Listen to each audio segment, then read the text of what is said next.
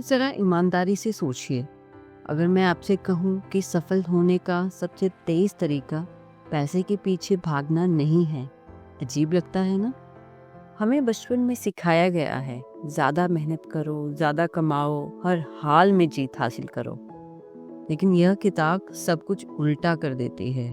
यह कहती है, जो लोग पैसे के पीछे भागना छोड़ देते हैं, वही सबसे ज़्यादा सफल होते हैं।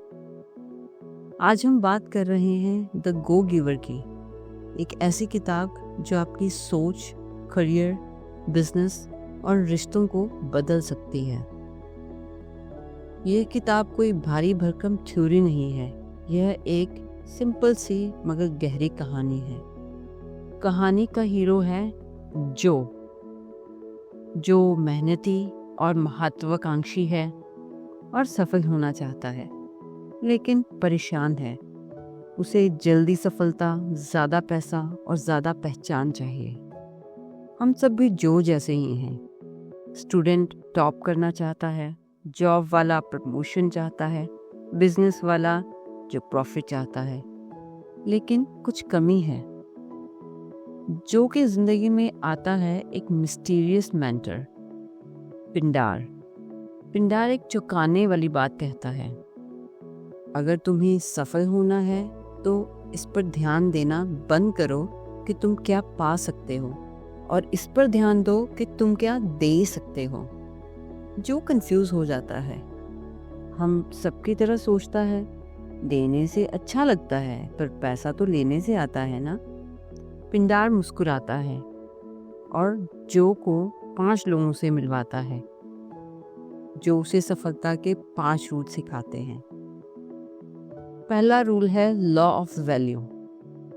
आपकी असली कीमत इस बात से तय होती है कि आप पैसे के बदले कितनी ज्यादा वैल्यू देते हैं। सीधे शब्दों में, मुझे कितना मिलेगा मत पूछिए, पूछिए मैं कितनी मदद कर सकता हूँ। 2 ट्यूशन टीचर का एग्जाम्पल ले लीजिए। एक सिर्फ सिलेबस खत्म करता है, दूसरा बच्चों को समझाता है, मोटिवेट भी करता है। लंबे समय में कौन सफल होगा? जो ज्यादा वैल्यू देता है। इसलिए हर दिन खुद से पूछिए, आज मैं ज्यादा यूजफुल कैसे बन सकता हूँ। नेक्स्ट लॉ है लॉ ऑफ कंपेंसेशन।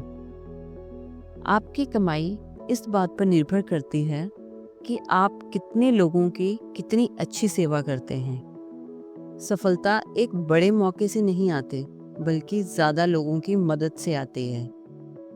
जैसे यूपीआई, स्विगी, जोमेटो क्यों बड़े बने? क्योंकि उन्होंने लाखों लोगों की समस्या हल की।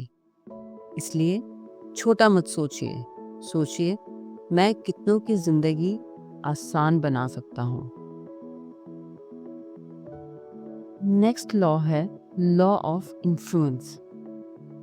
आपका प्रभाव इस बात से तय होता है कि आप दूसरों के इंटरेस्ट को कितनी इंपॉर्टेंस देते हैं। ये वीकनेस नहीं है, ये समझदारी है।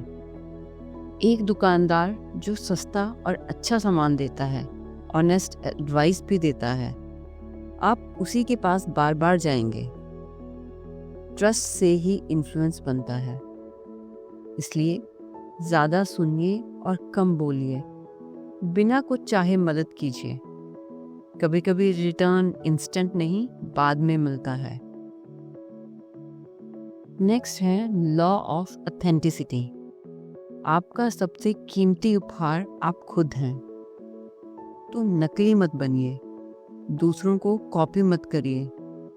लोग ऑथेंटिसिटी फील कर लेते हैं।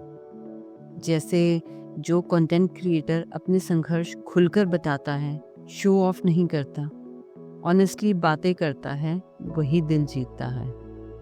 इसलिए परफेक्ट होना जरूरी नहीं, असली होना जरूरी है। अब है लास्ट और सबसे important law, law of receptivity. यहाँ सबसे ज्यादा लोग फेल हो जाते हैं। देने के साथ साथ हमें लेना भी आना चाहिए, और लेते हुए हम अक्सर अनकंफर्टेबल हो जाते हैं। हम अक्सर कहते हैं, अरे नहीं कोई बात नहीं, लेकिन लेना न आना भी सफलता रोक देता है।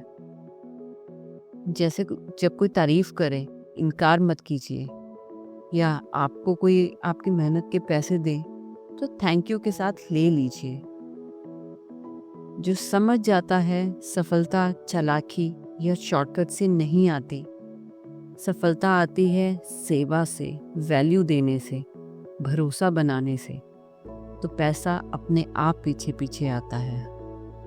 आज की दुनिया में कंपैरिजन, हसल कल्चर और क्विक सक्सेस का ऑब्सेशन हो गया है, पर यह किताब याद दिलाती है कि लंबी सफलता लालच से नहीं, उदारता से बनती है। जब आप दूसरों को जीतने में मदद करते हैं, जिंदगी खुद आपको जीतने में मदद करती है। काम बोझ नहीं रहता, रिश्ते मजबूत होते हैं और सफलता सुकून देती है। इसलिए याद रखिए, दुनिया को जितनी ज़्यादा वैल्यू दोगे, दुनिया उतना ही ज़्यादा तुम्हें लौटाएगी।